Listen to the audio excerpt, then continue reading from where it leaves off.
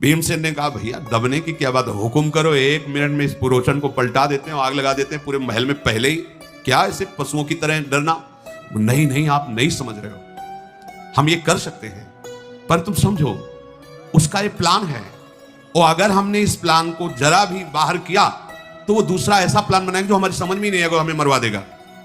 वो इस समय जब मारने पर लगा हुआ तो मुझे गुप्त रूप से साबित करना है कि मैं मर गया और मुझे इसी में रहना है।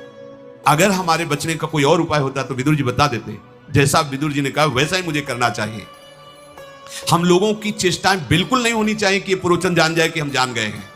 पूरी सावधानी के साथ अब इसी में रहना होगा। हमारी किसी भी चेष्टा से इसको समझ में नहीं आना चाहिए कि मैं इस बात को जान गया हूं कि महल ऐसा भड़काऊ अग्नि बढ़ाने वाले से बना हुआ है। हम जलने के डर से अगर भागेंगे तो आक्रमण करवा के मारने की कौन सी चेष्टा करेगा मुझे पता ही नहीं चलेगा। अभी तो पता चल गया तो हम बचने का उपाय कर सकते हैं। अर्जुन से कहा तुम्हारी एक ही यहां की दिनचर्या, हर समय पुरोचन पर दृष्टि रखना और वो जान न पावे, वो आग न लगाने पावे। इसके बीच में कोई ना कोई उपाय तो हम लोग करते हैं।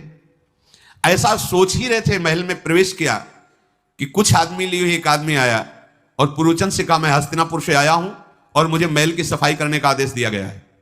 हाँ ठीक है, जाइए अंदर। अंदर गए और युधिष्ठिर से कहा मैं विदुर जी के द्वारा भेजा हुआ हूं और हम इतने सुरंग बनाने में प्रवीण कि कम समय में बहुत लंबी सुरंग तैयार कर देते हैं। पर तुम्हें विश्वास दिलाने के लिए मैं बताता हूं, उन्होंने मिलेच्छ भाषा में आपसे कहा था कि एक ऐसा अस्त्र है जो लोहे का नहीं है पर वो सबको भस्म कर सकता है, वो मकान। ये मैं इसलिए बता रहा हूं कि मैं विदुर जी का ही आदमी हूं, कोई छल कपट नहीं, विश्वास कीजिए मेरे पर। युधिष्ठिर जी ने कहा मैं समझ गया।